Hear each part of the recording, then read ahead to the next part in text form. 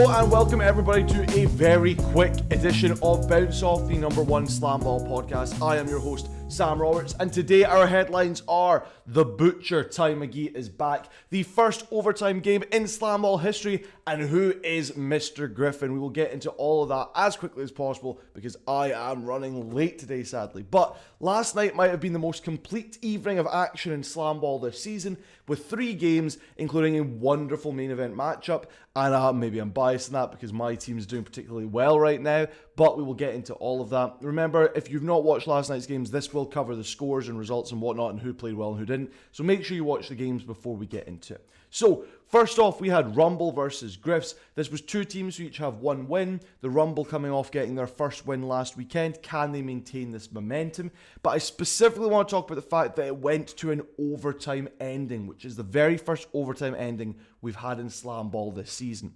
How do overtimes work in SlamBall? Well, it goes straight into the equivalent of like a football, soccer, penalty shootout, where it's just face-offs, and you run one defending guy against every single offensive player the other team has to have, wants to have one after the other in order of how good they are offensively. And you basically do that face-off for each team until one team makes a mistake and the other team scores.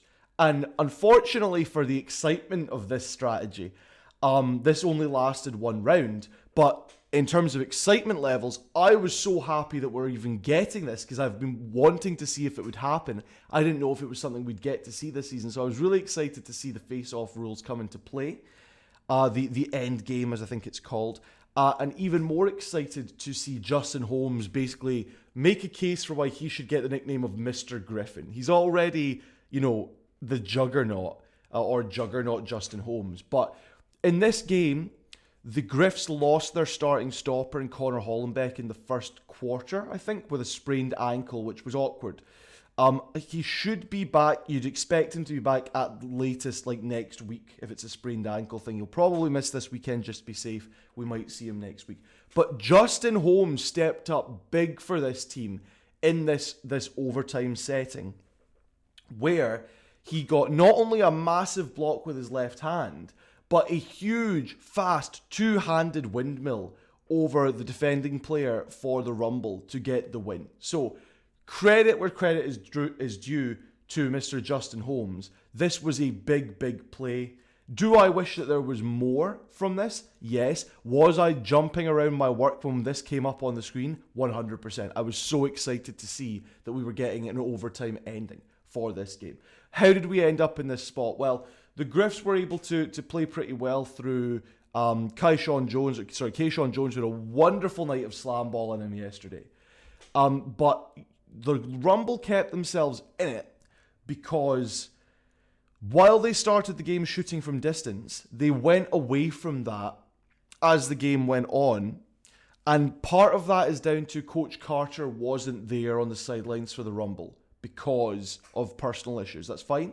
But Whitney White was taking over as head coach for the evening, and he basically told them very early to go away from distance shooting unless they were really wide open. And do you know what happened? You end up having one of the most successful nights of distance shooting that the Rumble have had, at least if you're thinking about Richard Washington, who shot 4 of 5 from 4. So of the 57 points that the Rumble scored, at least 16 came from Richard Washington shooting distance shots. Always from the corner as well, which was great to see. Not always, but there was a couple that were from the corner, which was great. Shorter bit, maybe? I don't know. There was still no Bakari Copeland for the Rumble, and I think ultimately that's what gets you a loss. And it's not necessarily because he would be a much better stopper than Tamyrick Fields. Tamyrick Fields at the stopper position has played really, really well for this team. He's even been given the nickname The Snatcher by Stanley Fletcher on the call. He was Slasher's head coach. He was brought in to be the commentary for last night's games. And he nicknamed Tamyrick Fields The Snatcher, which I think is a pretty good nickname. And I think he has, with the reps he's been getting because he needs to play stopper, he's been getting better and better as the games go on, which is great. I also think that he's better than nothing. And I think that the alternative is to play Marcus Bradley a lot more, who I feel does bring you nothing at the stopper. So ideally you want Bakari Copeland back. Not because Tamyrick Fields is doing a terrible job, he's doing fine, but because he is so much better as a gunner. and you would rather he is playing gunner and scoring for your team, then have him play stopper. And I'll add to that, we just talked about Richard Washington shooting 4 of 5 from distance. Jayton Williams, who we interviewed this week on Bounce Off, who had a wonderful game last weekend, continued to have some impressive dunks and good drives in this game. Of course, Keelan Tippins-Hill is a potential MVP candidate. Can you be that on a team that's not winning very many games? I don't think so. But he is definitely one of the highest scorers in the league and just brings so much on the offensive end in terms of intelligence. But can you imagine if you had these 3 guys and one of them was coming off the bench because Tamarick Fields was playing gunner for you instead? If Bakari Copeland can be healthy and can be a decent to good stopper, then you have a much better offense, especially on the inside, for the Rumble. And I think it's unfortunate that they're dealing with this injury and that it's persisted, and that both weekends, 1 and 2, they tried to get him as part of the offense, tried to get him playing with the team, only for him to go down injured. So I think that's unfortunate, because that probably stymied how well they could have played week 1 and week 2. Week 3, this is a very good start. Obviously, they didn't win this game. They lost, but it was the first overtime loss, and they played really well to stay in it. It's just hard when the other team's got a guy scoring 29 points in Kyshawn Jones. And not just the 29 points thing, but we were talking yesterday about teams usually win when they have guys in double figures scoring. Like if you have 3 guys in double digits for scoring, then you're going to win. And what's unfortunate is that Kyshawn Jones had 29, Justin Holmes was the next biggest scorer with 11, and Adam Stanford in 9, right? Whereas in the Rumble, this was a really good offensive game from them, because most teams will win if you have 3 guys in double figures. Keelan Tippins-Hill with 18, Jayton Williams with 12, and Richard Washington with 19. So that's unfortunate for them. That's unlucky. But this is a really good start to week 3 for the Rumble. Hopefully they can get somewhere with the rest of the games this weekend. That's everything I want to say on game 1, just because, like I say, I've not got much time. Really like the face-off ending. Hope to see more of it. Is Justin Holmes Mr. Gryphon, playing huge minutes for them at the end and being a defensive powerhouse for them? Or is it Kyshawn Jones, who got 29 points, and we'll talk about even more in the main event matchup? But who are they playing in the main event? Well, it was them versus the Wrath after they hand the Lava their 5th loss of the season. The Lava are still yet to get a win, which is especially unfortunate when you find out they were up by 10 in the first quarter. But what do we know about SlamBall? Leads don't last forever, and especially not if they're early in the game. Both teams still dealing with injuries. No Bryce Moraine for the Lava. Is that the reason they're losing? I don't want to put it all on that injury, because they've still got the rest of their team is pretty much healthy. No Christian Gray, no Sean Stith, and no Stephen Julian III for the Wrath still. So they're still missing their first round draft pick, the guy who was playing starting stopper instead of him, and one of their main handlers and scorers in Stephen Julian. So that's not great from the Wrath, but who did they have back? They had a guy whose nickname is now The Butcher, according to his head coach, James Willis. Ty McGee, he was back, and the Wrath end up being up by 10 at halftime, 31-21, right? In terms of defensively, we'll talk about The Butcher in a second. I actually love the nickname. I think it is silly, but the guy is, like, the points he's scoring and how easy he's making it look, it's got to be. I love this nickname for him. So, in terms of defensively, Trey Landers is not doing great at stopper. He is obviously not supposed to be stopper. He is essentially the third option at stopper. And he's getting dunked on, and it's unfortunate. But what's worse is I still don't like how James Willis handles talking to his players. Maybe I'm an idiot. They're starting to get wins again, but they're in the huddle and they're winning by like 13 at this point, right? They're up 60-47. And James Willis, as soon as the huddle starts, he just goes, "You're getting your ass kicked back there." And Trey Landers is like, "We got the lead." And he goes, "Yeah, facts are the facts." Like, it's just, yeah, but you're getting your ass kicked. And the follow-up to that is, yeah, we're in the lead. We cannot piss this 13-point win away, right? 13-point lead away, and that's what they say. And they do piss it away, because of really good defense from Faisal Shafat on the other end, who was almost everything for his team. If you're a Faisal Shafat fan, hold your head high. He had 11 stops in this game and still maintains the highest stops per game average in the league at 9.4. So he is doing a lot back there. I don't know how good he's doing at disrupting an offense. We've talked about that with Gage Smith.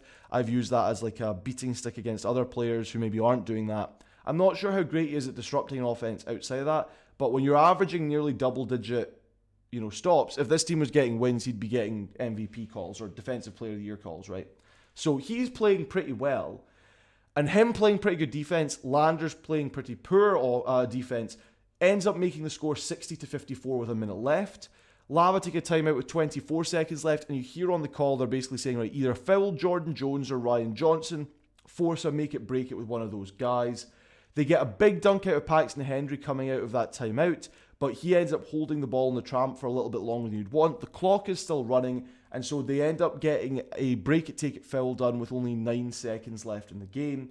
It's on Jordan Jones because Ryan Johnson's been brought out. Johnson and Jones are two of the taxi squad players that have ended up playing for the Wrath. He gets fouled for it, and he, despite not having played an amazing game, he has played well, but not playing like a standout game. He yams a windmill over Josh Shannon to secure the win for the Wrath, right? They make another break it, take it on Darian Slade, and this time they stop it with 4 seconds left. Josh Carlson on the sideline was saying, just leave it, we don't need to do that, but they did it anyway, and then Paxton Henry got a 4 out of it. So the game ended 66-61. If it hadn't been for that 4, it would have been 66-67. It was a close game. Last night was maybe the best night of SlamBall because every game was close. There was no massive leads. There was not games won solely on violation scoring.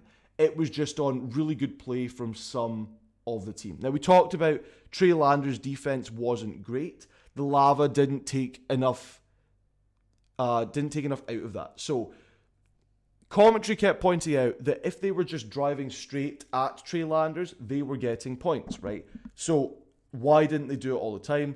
They were running some plays and they were sometimes getting opportunities at the rim. They were then missing those opportunities, or they were not getting the pass off, which is really unfortunate for them. And then when Landers came off during the game with an injury, yes, it happened again to the Wrath. Their stopper and Trey Landers getting kicked in the face, being a bit dazed and had to come and sit out for a bit. When he comes back, when he's out, and it's Nick Parks who's playing spot-up stopper now. So this is like your 4th string option at stopper. They didn't take advantage of that from the Lava side. They were not attacking him. They were not making him have to make a decision. So not great in terms of decision-making for the Lava again, and knowing when to do, be aggressive and when not. So not ideal, but Faisal Shafat had a great game. Now let's talk about the Butcher and what he did in this game. So the nickname is coming from the fact that he is carving up the defense, right? And when I say he's carving up the defense, here are the attributes that we're talking about. He has an understanding of how to use the tramps generally, but he's also got tremendous size that we were talking about with Brandon Simpson yesterday. You can compete with stoppers in the air if you've got a lot of size. On top of that, a lot of conversation gets had about the weight that a stopper has can disrupt and change the bounce of a trampoline. If you have an attacking player like Ty McGee who brings the weight of a stopper, he knows how to use his size around the tramps effectively to throw off other stoppers or to time when he's getting into that bottom tramp effectively so that their bounce makes him go higher. Stanley Fletcher on the call points out that McGee angles his body as he lands on tramps so that he's going straight at the rim. There's no coming in at it with one arm, having to dangle over to make the play. He's angling his whole body so that he's just going straight on to the rim regardless of how he comes into that bottom tramp or the top tramp or the side tramp. He's angling himself straight on. We talked in previous weeks about Ty McGee's signature move, for me, which is sort of like a fake bounce down into the side tramp. And instead of doing that, he just jumps into the side tramp and does a very quick low angle dunk on the hoop. And that's really difficult to stop if your stopper is not paying 100% attention. Again, we've not seen Wrath versus Mob yet, so maybe that gets totally disrupted by someone like Gage Smith. But against the Lava, who Faisal Shafat maybe isn't the best at understanding the timing. He's just good at getting up there and being physical. This was really effective. The man does a Euro step, which if you don't know, in basketball traditionally, and I believe in SlamBall as well, you get 2 steps after you pick up the ball to try and, usually it's to score a layup, right? 1, 2 with your steps and then layup while holding the ball. But what was invented was a thing called a Euro step, where you take those steps and you sort of use them to maneuver around the court. And by that I mean you take the first step and then you do a big leap to your second step, going around a defending player and getting a much easier look at the basket, right?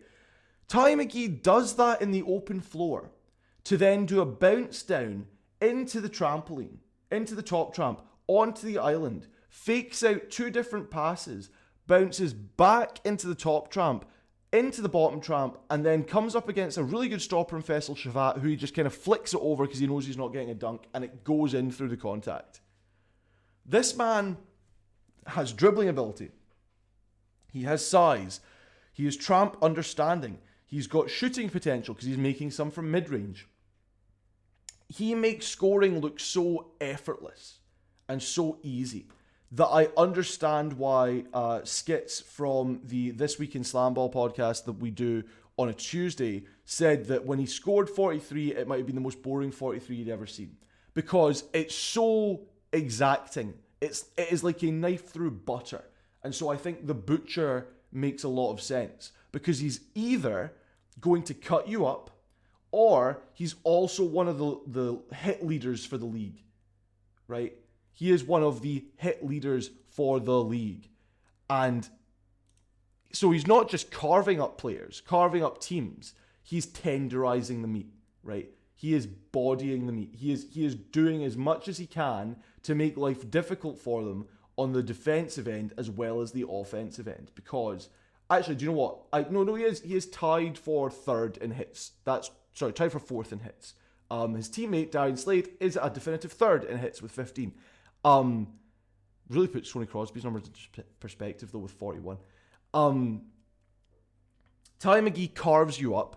I love the 2-man game with Darian Slade. Like I said, he is just above Ty in terms of hits in the league. In this game, he had 19 points, 3 LBRs, and 3 hits to accompany 34 points from Ty McGee, 7 assists, 4 LBRs, and 2 hits. In terms of the shooting for that, McGee shot 60%. He was 12 of 20. And that's obviously some of those are dunks. Most of those are dunks, right? At the rim. Easy points in SlamBall. But you also need to finish the defender sometimes. You need to be able to flick it around the defender. We talked about that earlier. And like I said, he's hitting some shots from the mid-range. So he is just, dissecting the defense. If it was Dr. McGee, that would, I'd be okay with that too. He might not be, but we like the Butcher. The Butcher is a good nickname for Ty McGee. And the Butcher's blade is back for the main event matchup. And another exciting one between the Gryphons and the Wrath. This ends 60-70 in favour of the Wrath. But that sort of suggests it was a lot bigger score for the Wrath than it was. It was less than that going into the last couple of minutes. Then the Griffs tried to make it break it.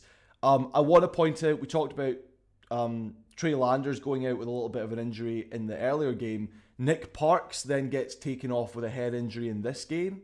Both of them are playing by the end of the main event, so it's nothing serious. But on top of everything else that the Wrath have got going on, even the players they've got on the floor are getting banged up. And it's a real struggle when that's just the reality for this team. And I don't think it's anything that they're doing incorrectly. I think they're just getting a couple of unlucky lands, or in the case of Trey Landers in game 1, feet to the face, which isn't great. This game, I've got much less to talk about. I just want to hit on how well McGee played and how well, what the Gryphons did well as well, right? So, McGee not only is, again, I said he tenderizes as well as slashes, right? The tenderizing is on both ends, right? He's getting bodied on the offense as much as he's bodying on the defense. So he ends this game with 5 hits. We've talked, he is now 4th in the league, tied 4th in hits total. The team as a whole are sneaky physical because there was 2 hits from Slade, Parks and Jones each in this game as well. That's a physical defensive team, and that's all perimeter stuff. I talked before that I'd like to see, I'm not just saying it because the Wrath are my team or whatever, I'd like to see them take on the Mob because they haven't yet, and I think the physicality is really good. I would like them to get Sean Stith back before that game though, because I'd like the physicality while also having a better stopper at the back, because Landers is still getting exposed defensively. The Gryphons get a lot of height in the Tramps on their offense. They don't have a consistent offensive strategy, but what you do have is Keyshawn Jones who can leap over players, and Adam Stanford who's got a lot of speed, and Justin Holmes who can hang in the air, and it's just a lot to deal with if you're not an experienced stopper. And so it's he has a lot to deal with on the stopper end. So I'd like for Sean Stith to come back before the Wrath play the Mob, please. Is that something we can make happen?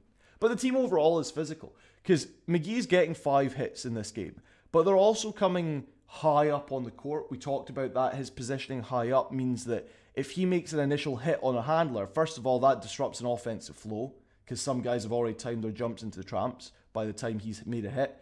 But second of all, it led to turnovers in this game. And it means that when you get a turnover, your best offensive weapon is already right at the other Tramp and can do something against the stopper who's immediately got someone to think about, especially because we've talked about Ty McGee's ability to bounce down into that top Tramp and then make a decision off the island rather than have to just attack. Just attacking and going straight at the stopper is great, and I understand why it used to work all the time, and it could still work all the time, but having the option to do that and do a quick attack, or if you see that the stopper's just a little bit more attentive, you can do the bounce down into the island and then make a play off there, and McGee is doing that. I said he's being physical on the other end as well. He's getting double teamed pretty much this entire game. Now it does come back to bite the Griffs in the butt, but I find it interesting because it seems like it's a lot easier to double team him than it has been to double team Tony Crosby the second. And I think there's a big comparison between those two guys who are currently carrying their teams and what is the value of each of them versus the other, right? Who affects change in their team more? They're both offensive guys. They both make big hits. I want to really analyze at some point which one of them is better for their team and which one is more just about individual scoring. Because I think it'd be McGee is better for the team, but it's not like they're far and away with more wins than the Slashers. I think they might be tied in the standings right now, is the thing. So, the Slashers have one more loss, so the Wrath are just above them at 5-3. So, I would like to see the comparison between those two guys. But, yeah, so the double teaming, it seems like it works because TC2 can just outrun the double team and get around guys. For McGee, he's got to kind of charge his way through them and get to the island when then they can't make contact with him, and then he can get involved in the play. So he's got to do a lot more physically. TC2 can just outpace the double team. Ty McGee's got to sort of fight through it, and that's maybe not a great thing for his conditioning as games go on. But with how easily he scores and how smart he scores, I don't think he's getting banged up in the air particularly much, comparably to other guys who are scoring the same amount. Although that being said, no one is scoring the same amount. This game ends with Ty McGee having 31 points. So he had 34 in game 1, 31 in game 2. 11 of 14 shooting this time, 4 assists, 5 LBRs, 5 hits. He is now the league leader in points per game again at 27.3, which is 7.3 points above Bryce Moran in second. And we were talking about Tony Crosby the second as well. He is 8.5 points per game ahead of TC2, who is 5th in the league in scoring. Right. Ty McGee comes back from being injured and immediately shows that he might be the biggest offensive threat in SlamBall. I talked about yesterday, the Buzzsaw are a great defensive team, but they need like a scoring punch. If you were to do a trade and you got Ty McGee on the Buzz, first of all, that's like a beautiful fit for their defensive strategy and wanting to be physical. But then also he brings the scoring punch that they would really, really want and need. And you can look at this as the Wrath they don't have as good as a stopper right now, and maybe their perimeter defense isn't as good as the Buzz, but you could compare those two teams, and I think that would be a fair comparison. The difference being one has got a stopper right now, the other has got that offensive punch. That's an interesting comparison. That's a comparison we'll maybe talk about this week in SlamBall, but we've got 2 more nights of SlamBall to get through, so exciting. On top of that, 31 for McGee. Again, Darian Slade played great. Broadcast said he got 29 points. The box score says he got 21. He also ends with 7 assists, 5 LBRs, and 2 hits. So these guys are doing a little bit of everything. I love the 2-man game between Darian Slade and Ty McGee. Ty McGee is obviously doing a lot, but Tony Crosby's got Brad Laubacher and also Alonzo Scott and Amir Smith. And Ty McGee's got Darian Slade. And Nick Parks contributes hugely as well. But I'm really liking the fact that, I talked about to win games, you need 3 guys scoring double digits, or 1 guy needs to be scoring 30 and someone else needs to be scoring 20, or multiple guys, or 2 guys scoring 20, right? That balances it out. And that's what you get from McGee and Slade, and I really like that. Like I said, though, I want the Griffs to get their flowers a little bit. Specifically, Keyshawn Jones. This is where I asked the question to begin, who is Mr. Gryphon? I think Mr. Gryphon is it could be a cool nickname because I think Peter Griffin, but also like just Mr. Gryphon sounds cool. Who is Mr. Gryphon for this team? Is it Justin Holmes who made great plays? Or is it Keyshawn Jones who's kept them in both games? 29 in game 1, 37 points in game 2, which might be the second most this season. When you look at the comparison to his teammates, Adam Stanford only had 9, Kelly only had 8, and Justin Holmes only had 6. And again, we're talking about him as the alternative for Mr. Gryphon. He had a lot of assists in this game, but Keyshawn Jones, 37 of the eventual, 37 of the 60 points that the Griffins would end with. That's more than half of what you're scoring. It's close to 67% of your scoring is coming from one guy. So is he Mr. Gryphon? You guys can decide. He's also pissed that they're not winning. Like, he was really angry at the end of this game because he was playing hard. He had a lot of points, and he was like, shit. He was angry that he wasn't getting the wins. So, good for Keyshawn. I like Keyshawn a lot. He's someone I'm enjoying watching play because he just keeps getting more and more height, which is crazy. And then I want to talk about Matthew Wilkerson at the backup stopper role with Connor Hollenbeck out. He ended this game with 12 stops. His timing still isn't great, but 6'7" and weighty, he is a good backup option for stopper. And if Connor Hollenbeck stays down for a while, then you're glad that Wilkerson's on this team. Very glad, for sure. To end the game, basically, this is why I'm saying that putting a lot of double teaming Ty McGee isn't always smart, because it's not like Darian Slade is a scrub. So the game ends like 40 seconds left. There's so much pressure on McGee at the top of the Tramps. So much double team pressure. And Darian Slade's just holding the ball on the wing. And they've got 20 seconds of a shot clock. It's a 40-second game. And he's just holding the ball. And no one is coming out to him. No one's getting in his face. No one's making him move. And he just waits and waits and waits. And then with about 3 seconds left, he drives and dunks over the stopper. And so the game, all of a sudden, what was a 3-point game at 61-58 is now 64-58 and a 6-point lead for the Wrath. Because Darian Slade was calm, cool, and collected and made the right decision with 19 seconds left. And it's not like you can't win one of these games with 19 seconds. It's just to say that the Wrath didn't really need to try outside Ty McGee running, look at me, I'm going to do something, and then Darian Slade dunks. And otherwise they didn't have to move to end this game. I really liked last night's action. I've not given myself the time necessary to talk about it as glowing as I want to, but excellent play from Ty McGee throughout the night, and Darian Slade's 2-man play. The Rumble did not disappoint themselves in the first game. The Griffins did well to fight in both of these matchups. They just still don't have that clear of an offensive identity, but it is coming together. There are plays I did not talk about from tonight that were stellar offensive work from the Griffs. I just don't have time to talk about it today, but they still have a lot of options, and they have backup stoppers and whatnot. And the Lava, they just need to get over that hump. I don't know what it is that's holding them back. Is it just the decision-making generally? Is it Bryce Moraine being out? We would like to see them get a win. I don't want them to get shut out. I don't want the Mob to go 10-0. And I necessarily, and I don't want, I kind of do, I kind of want them to only have one loss because I think that's interesting. But you don't want the Lava to have 0 wins. That's just not cool. So I hope they get that. I hope for another great night of action in SlamBall. As I very quickly look at the schedule for tonight's games. We have Slashers versus Buzzsaw and Gryphons versus Mob. I am anticipating a really good main event match because Slashers Buzzsaw is the now second and fourth teams in the league going at it, but 2 of the top tier teams in the league, right? And then one of them is most likely playing the Mob in the main event unless there's a major upset from the Gryphons, which I highly doubt, especially if Hollenbeck's still out. So Slashers, Buzzsaw, and then the winner faces the Mob. Just another great litmus test for what the top tier teams look like in this league. So really exciting night of SlamBall last night. Hopefully a really exciting SlamBall night tonight as well.